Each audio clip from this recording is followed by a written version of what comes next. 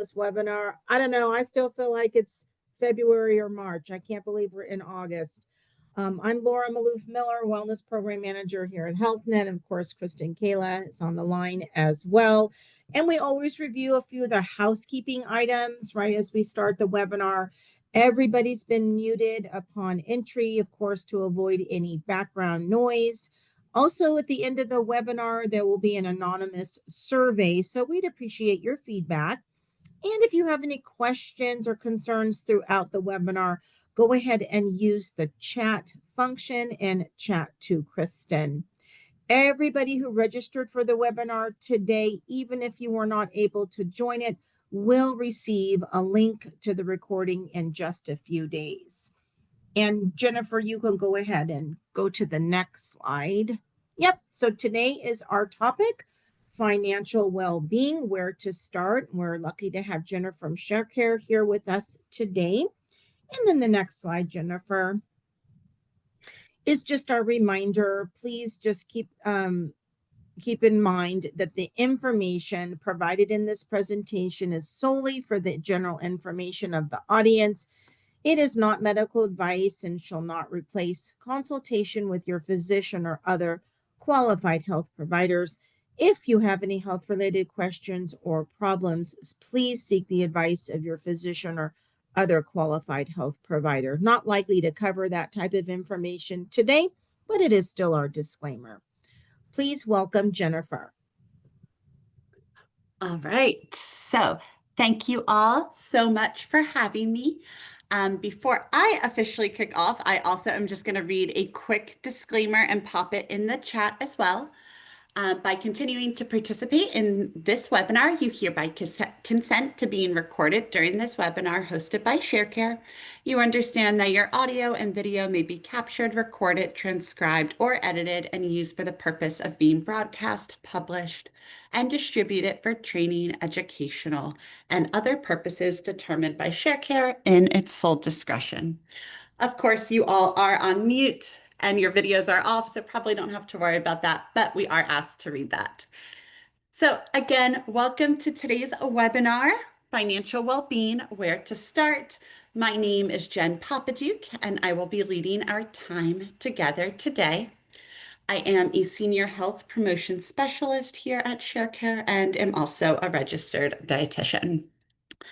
I'm super excited to share this presentation with you today.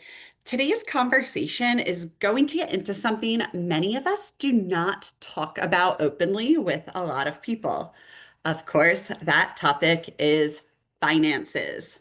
It can be a very taboo topic, but in my opinion, the more we talk about it, the more educated we become, and the more planning we can do to ensure a comfortable financial future.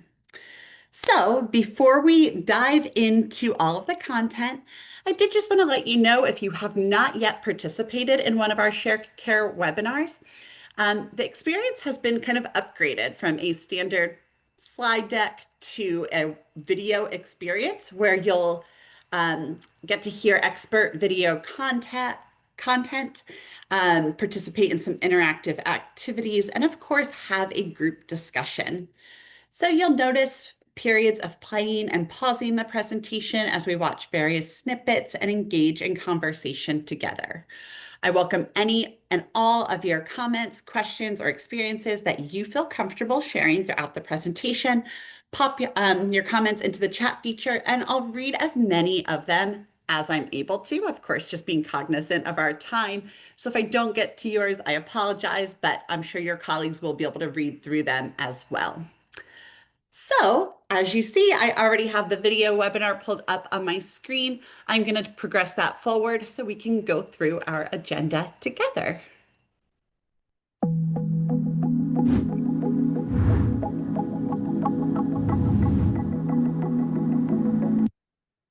All right off the bat, I am going to pause here and go through our objectives today. First off, we're going to hear from two experts in the from the Financial Health Network, and they're going to talk about financial advice they would have given to their younger selves. I really like this exercise because while you may not be able to change what younger you did, you can potentially still make changes to your current life because the advice still applies. Or by sharing this with others, you can help them with your advice. The experts are meant to give you some inspiration, but we'll think deeply about the personal financial advice you would give to yourself. After this exercise, we'll hear 7 smart ways to save each day and prepare for your future. We'll learn how to save and think about the concept that money doesn't buy happiness, but instead prioritizing what brings you joy. So we will dive into our first topic here.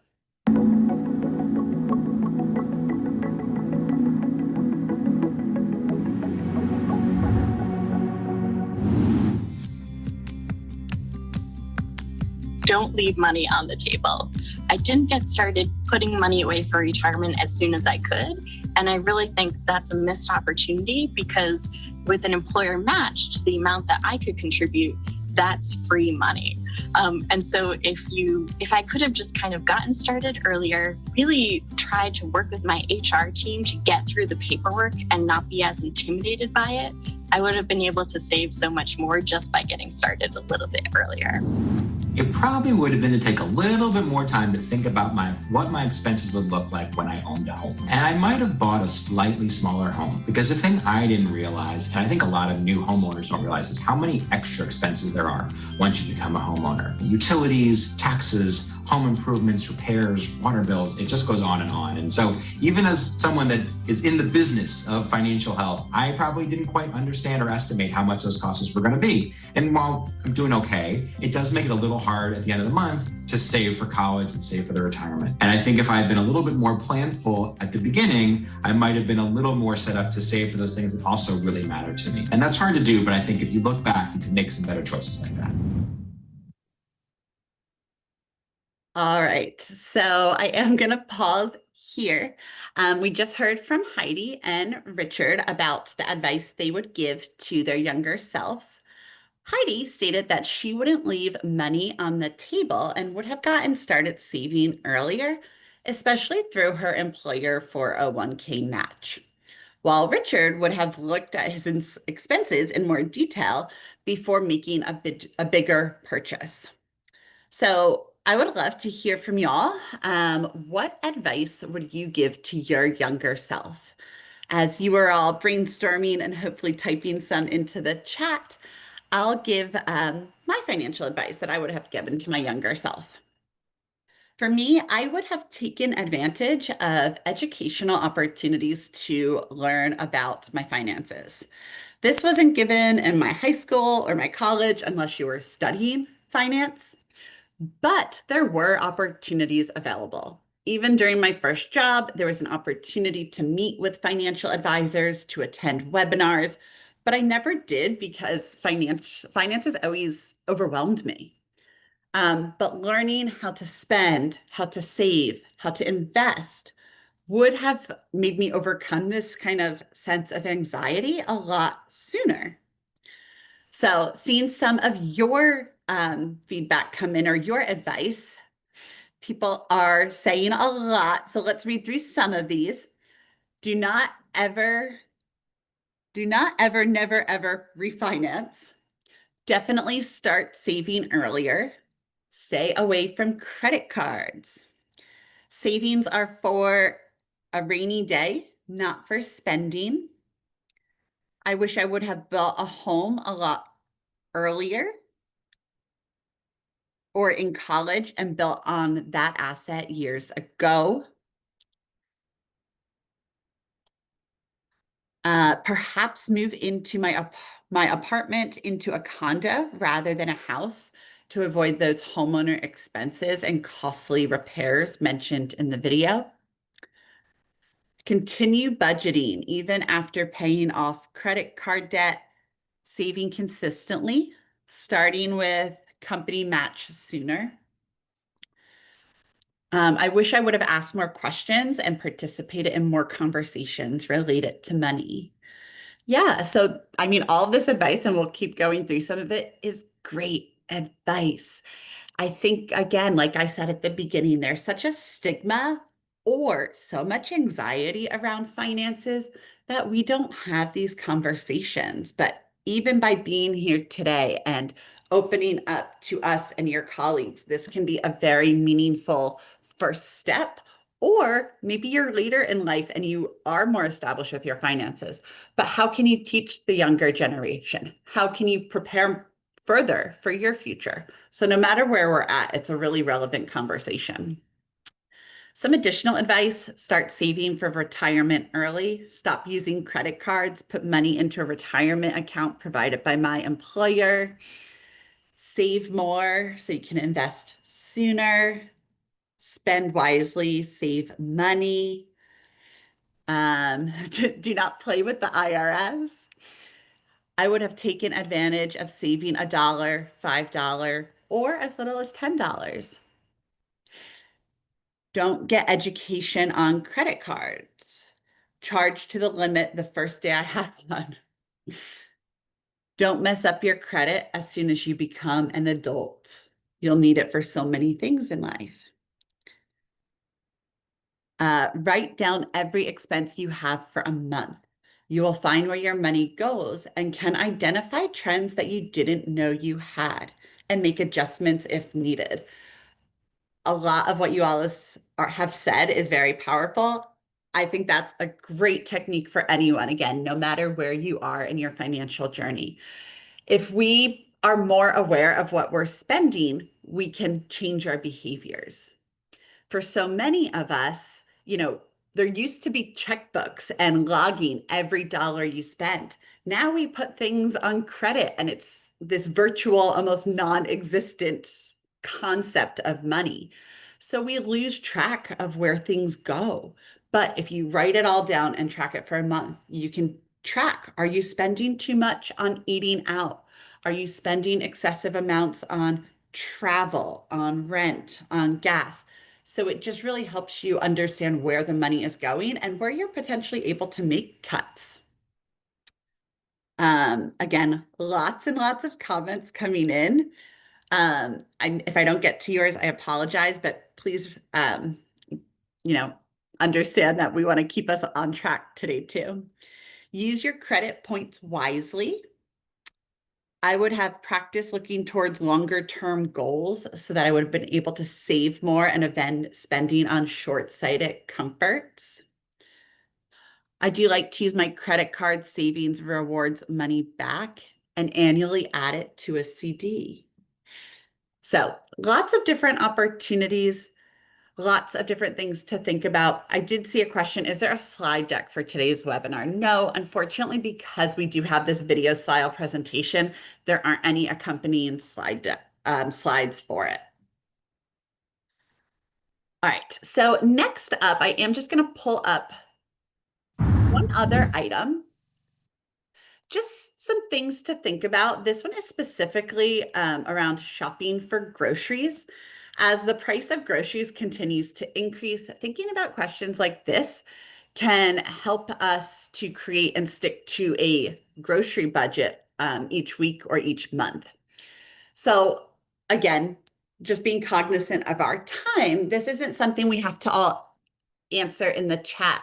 But if you're someone who is spending a lot of money on eating out or on groceries in general, especially with the rising costs, think about some of these things that could help you save. Do you use a shopping list? Shopping lists can help us reduce what we buy in the store because we're just getting what's on the list rather than kind of willy-nilly shopping around. Do you buy in bulk? Buying in bulk can ultimately save us money in the long run because it ends up making each item cheaper. So if you have the storage capacity in your living space, is that something that could save you money? Can you use coupons? There are so many ways to coupon. We used to think about having to cut out physical coupons, but now there's a lot of apps or grocery stores where we can just kind of go in and check off the coupons to do that virtually now. And then really thinking about how much you spend each month on food, whether this be groceries or eating out. Oftentimes, this is one of the ways that we can think to save. This is a place where we can cut back. Can we do a meatless Monday and have, non-meat proteins, which tend to be less expensive? Can we not go get that daily coffee, which really adds up in cost? So just really some food for thought here on ways that you can begin to save, as we just gave our younger selves some financial advice. All right, so our next segment is going to look at small adjustments that you can make that lead to big financial results. I'm going to allow you to read these tips to yourself, and then we're going to come back together as a group and discuss again.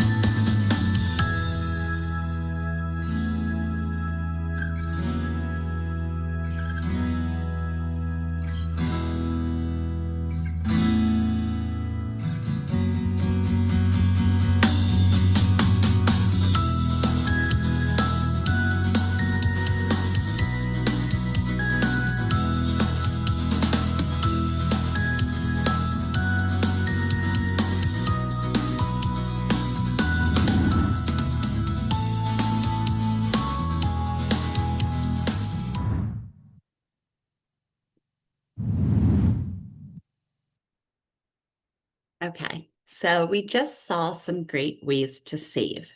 Most of these tips just require a little bit of effort and planning, but can result in some substantial changes, especially if you work on multiple saving efforts at one time.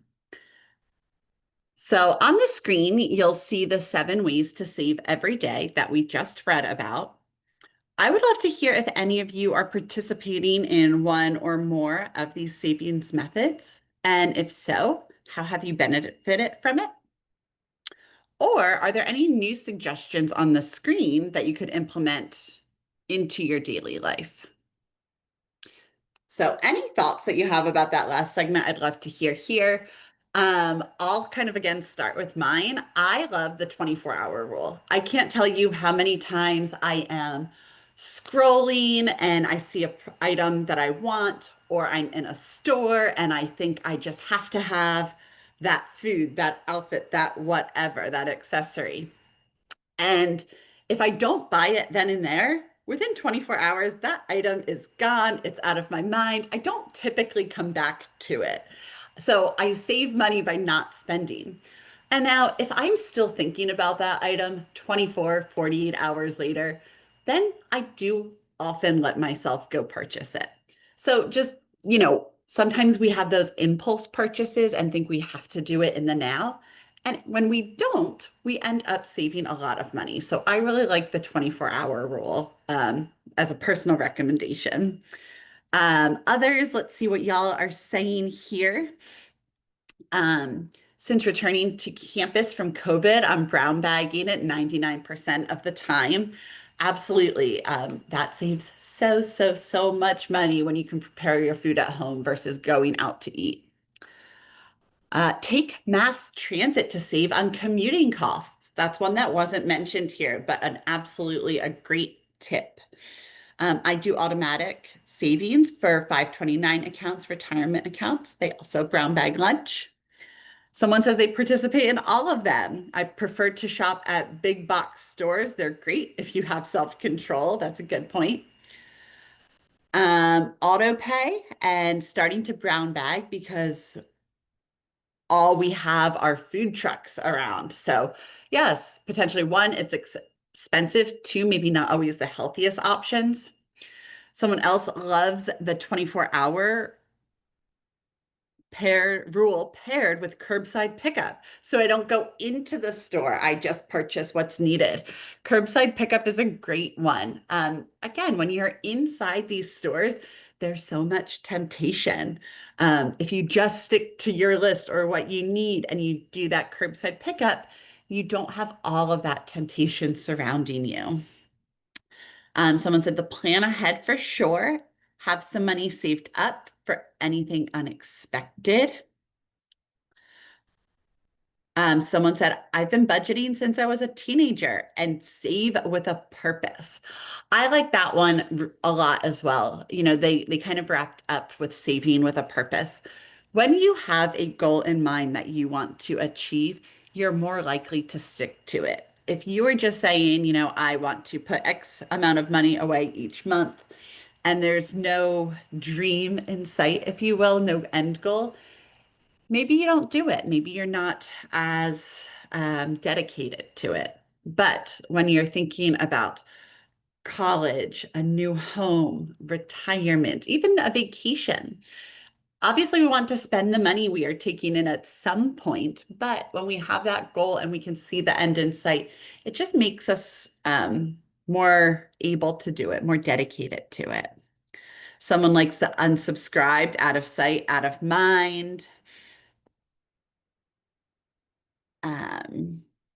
Someone said they use the app YNAB, stands for You Need a Budget, to track our spending. We save money on a variety of categories, so it's there when we need it. I've heard of that before. I have never used the You Need a Budget, but I've gotten lots of recommendations for that. I've participated in 1 through 5 all this year, giving myself free spending budget per paycheck really reinforces me to intentionally choose how I'm going to spend my weekends, scheduling dinners, and basically just spreading these things out. The 24-hour rule is a game changer. I also spread out shopping and end up not buying a lot of items or reducing the amount of items I buy. I ask myself, do I need it or want it? Can I justify the expense?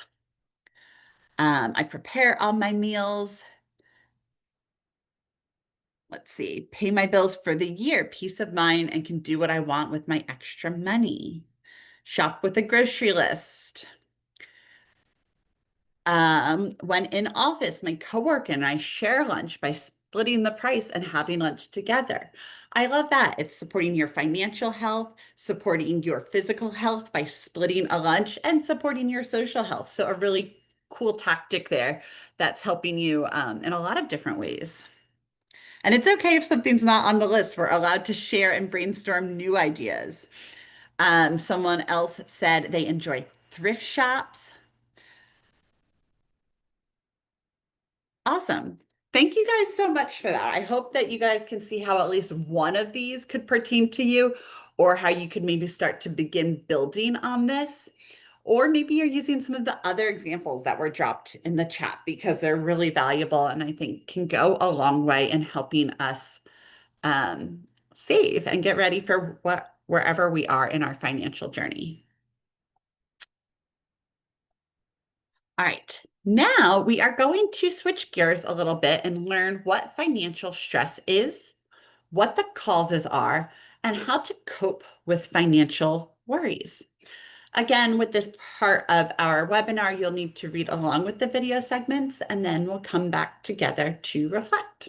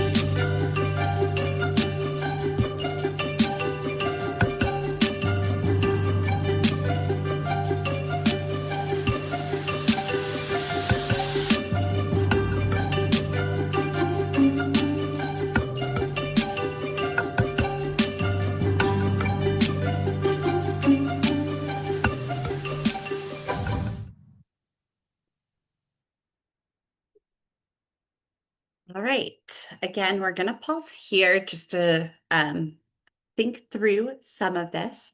That last video clip that we saw was pretty heavy. It described how the cost of living is increasing and finances can have a lot of power over our mental well-being.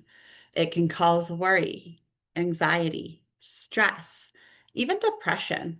But of course, there is hope. Experts gave the following suggestions regarding how to deal with financial anxiety. First one, for couples working together, they recommend communicating and being specific about what they want and how they're going to achieve it. 2, spend money wisely, but not depriving of yourself of things that are good for your mental health. And finally, seeking professional help. This could be through a financial advisor, taking a free class at the Association for Financial Counseling and Planning Education, or through any other financial opportunities available to you, including working with a financial therapist to understand your relationship with money. So again, just going to pause here to see if anyone's willing to share if they've ever taken any steps towards working on their financial future and how maybe it's benefited them. So speaking with a partner, not depriving yourself, or potentially seeking professional help with your finances.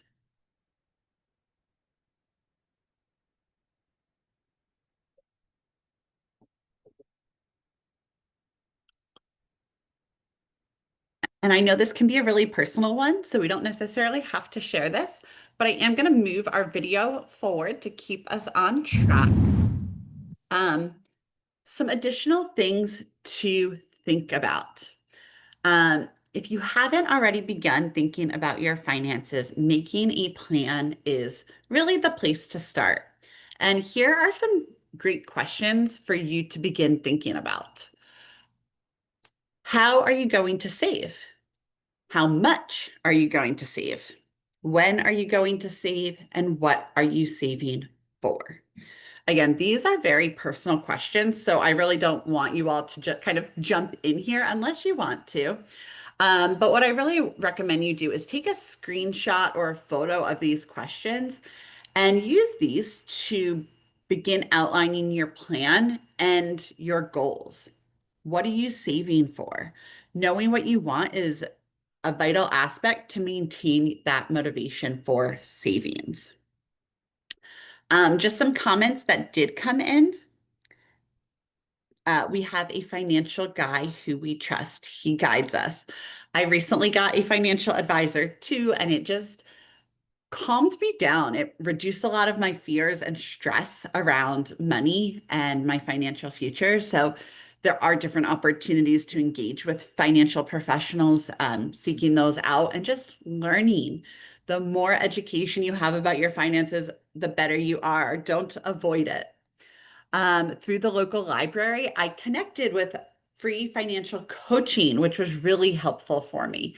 So that's an awesome one. There are definitely free resources available. You just have to search them out. But there are opportunities and it can help you ease the tension and make sure you are building your future. The entire reason I started participating in Ways to Save mentioned earlier was because of the loss of sleep, anxiety, and stress. I have brought it up in my therapy and with my partner. It's still a sore subject. Yeah, that's being really vulnerable. So thank you for sharing that. Money causes a lot of problems. You know, it is anxiety inducing and can induce a lot of stress, and that plays into our health. So how can we work with professionals, our partners, our parents? You know, maybe they have more education, but figuring out who we can talk to about this to help counteract some of that anxiety. Someone else met with a financial counselor at Capital One, which was offered at 3 free sessions. It helped to think about the priorities and share that with my partner. It was interesting to see this areas where our values, sorry, it's not scrolling down for me, where our values and financial priorities overlapped and diverged? Absolutely. So thinking about how, our goals and things may be different from our partners and where we have to have those hard discussions. I pay a financial office to manage my savings. I would like to learn more about where to find a good financial advisor. I can't give you those recommendations necessarily. I know we're all located in different places. I'm specifically down in Georgia, but looking into a certified financial advisor, is that what the title is? There is a credential you do often want to look for in order to get that advisor. Of course, you could start with a bank, potentially, and just seeing what resources are available to you. All right. So we're going to continue moving on. Again, I don't have any specific recommendations on financial advisors for you. Someone did say EAP may offer financial coaching or counseling. So looking into your EAP benefit may be a really good starting place, as that is going to be a no-cost opportunity for you. But again, because this is such a personal topic, we do want someone who's reliable. And if you're looking at no cost, these are things that I would just recommend researching, talking to friends, colleagues about, but not something that I'm comfortable offering at this time. All right. So we are going to wrap up and move into our final video clip today. Here we're going to hear from Elizabeth White, who is a Harvard MBA, former retail entrepreneur and C-suite executive who landed in a position of long-term unemployment. She wrote an essay about this experience and received a plethora of stories from others in similar situations, which helped her inspire her to write her book, 55 Unemployed and Faking Normal. She's going to give us 5 great tips for looking at work differently, downsizing while still meeting our needs, and being open to non-traditional living situations while allowing yourself to spend money on what makes you happy.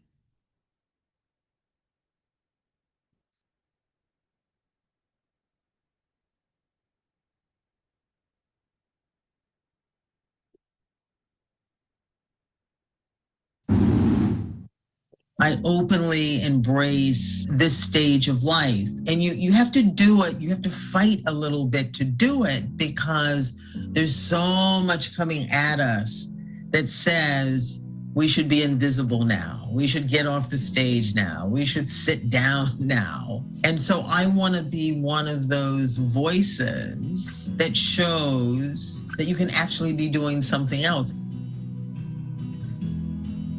I graduated from Harvard Business School. I've worked at the World Bank. I've had my own business. So it's been quite a journey. Easily close to half of the people who are now 55 have not set aside enough to retire. We're looking at a situation where a lot of the people who are now 55, by the time they get to 65, could be in poverty or near poverty situation. So my advice and what I'm learning is, I have the expression, I say sometimes, I have to get off my throne. I try to pull together what I call a casserole of interesting work. And some of it I don't like, but some of it where I can, that's the focus, because I know that at my age, I'm 68 now, that the likelihood of me getting a 9-to-5, sort of traditional job is unlikely. How do I, what I call small up, so downsizing in a way where I am clear about what I need to feel grounded and supported? How do I think in terms of living, maybe there are a group of women living Golden Girl style. If we don't start kind of making that more normal, then your money is not going to go very far at all. Different people, we're gonna have different things that make us feel like, okay, this is my happiness. I'm a big flower person. That's my happiness. Somebody said, why would you buy flowers? Because that for me is something that beauty, I feel supported by that.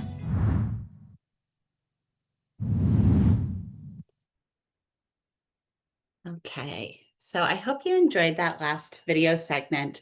I really loved how the speaker encouraged us to look at unconventional opportunities. Specifically, she is in the later stages of her life, but I think this applies to all of us. Trying out different jobs, living with friends, specifically for her in older age. But of course, I think most importantly, spending your money on what makes you happy within reason, of course. Happiness is such an important part of life, especially for your health. So here on the screen now, you'll see some questions on finances and happiness. Already a comment, loving the buying flowers comment. Yeah, so, little things that spark joy in us. While we don't have to buy flowers every single day, can we do these little things that make us happy and don't break the bank? But this sort of joy is really, really important. Someone said, great advice. I retired from Kaiser after 27 years and am now working for CDRC in a totally unrelated field. Having fun. Awesome. Love that. Foster shelter animals. So I think that's in reference to some of these questions on the screen. How do you increase your own happiness separate from your finances? How do you cope with finances? How do you cope with how finances negatively affect you? How can you instill happiness separate from finances in your friends and family? So again, thinking about being creative, separating your happiness from your finances, fostering shelter animals. I've actually done that, and that was such a rewarding experience. Getting to help a shelter animal, getting to bond with the animal, but then also seeing it get its forever home. Someone else suggested free concerts in the park, as was suggested in the video, buying yourself flowers sometimes. So there are so many different opportunities to be happy, and it all doesn't have to be expensive. Someone said, I'm nerdy, so I get joy from free resources, such as borrowing media from the library or visiting museum on free days. Absolutely. And a lot of libraries also have free passes to different things in your various cities. I know where I'm at, again, I'm down in Atlanta. My libraries can give us passes to like the zoo, the aquarium. So there's fun little free things you can seek out there.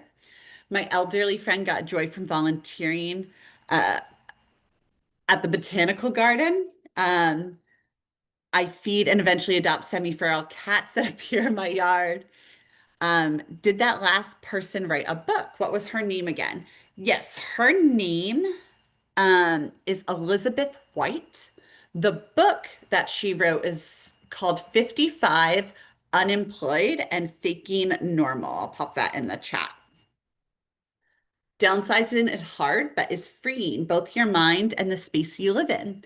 You can live in smaller, less expensive places when you are able to do that and find you really don't need all the stuff you thought you did. Singing and dancing with friends, volunteering at music venues. I get to see the headliners for free. Awesome. So lots of opportunities that I can feel the joy in everything you are typing. So really, really cool. We are going to wrap up with just a few key takeaways, and then I'm going to pass it back off to Laura to go over some of your benefits here. So let me pull those up. Just some takeaways from today's webinar. It's never too early or too late to get financially healthy. So if you are just starting your financial journey or you're getting ready to retire, know that there are still changes you can make to positively impact your finances. Know where your finances stand at all times. Get confident and comfortable talking about your finances. It's going to make you much more comfortable and happy and excited to build on that knowledge and to share this with others and to grow your savings. Save, save, save, of course. Build a savings, find opportunities to grow your financial wealth. And breaking the bank won't make you happy. So again, just being cognizant of how we're spending our money, doing things that make us happy, but not only spending money to make us happy. So I do want to thank everyone for your time here today. I hope this was a valuable conversation and at least, a little dip of our toes in the water to understand our finances better and become more comfortable with this topic. I am going to pull our PowerPoint back up and again, pass it back over to Laura to wrap up our webinar today. Thank you so much, Jennifer, and thank you everybody for joining us today. These next few slides are just on programs that we have for our HealthNet members. Our members can find, of course, all their wellness information on our portal. So by logging into their HealthNet account. And the next slide, Jennifer. So the health risk assessment that we offer is called the Real Age Test. It gives you a snapshot of your health status. One of the areas in the Real Age Test is having to do with financial well-being. So if it's not something that you have done yet, you may want to think about doing it. It takes about 20 minutes or so. If you don't have HealthNet as your health plan, look for a similar offering from your health plan. And the next slide. All right, so we offer health coaching. Again, area of finances brings on a lot of stress and anxiety. So potentially, working with a health coach to address some of those issues, especially related to finances. It's really hard for us to make lifestyle improvements. So, don't do it alone. Getting the right support can really help you along the way. And our next slide. This is on Craving to Quit. This is our tobacco cessation program, and it's designed to help those users who are ready to quit to permanently break their addiction to tobacco. Also in California, Kick It California is also available, and that is a free program. And our next slide is on our nutrition program. Again, stress related to our finances. We sometimes need a little bit of help when we're trying to choose the best things for us to eat. I know when I'm stressed out, strawberries don't really sound that good, but more like chocolate is what's on my menu. So this is a program called Eat Right Now, and it helps us to maintain our good eating habits. It's focused in on mindful eating, covers things like triggers, cravings, and emotional eating as well. And unwinding, again, another program that helps us with managing stress. So this takes a look at ways that we can build resilience and decrease our chronic stress. And please note, this program is open to everyone. And we also give discounts to our members. Again, don't leave money on the table. If you're looking for discounts, we offer that to Weight Watchers. Also for chiropractic and acupuncture services, for hearing aids, including the screening as well. And then our ever popular fitness club discount that's called Active and Fit. Challenges. So every month we've got different types of challenges. They are around stress, steps, sleep, and nutrition. And we offer a variety of them every month. So usually there are 30-day challenges. So log on to healthnet.com to find those challenges. And last but not least, switching up topics for next month, we will be doing active at any age. So we'll look at the ways that we can stay active at every life stage, from childhood to older adulthood. We're going to look at exercise recommendations, all kinds of things. And so we're going to take a look at some really actionable steps that we can make to include activity as a regular part of our lifestyle. So again, thank you everyone for joining us today. We have recorded this webinar, so you'll be able to get that in just a couple of days. We appreciate your time and feel free to exit at the webinar at this time.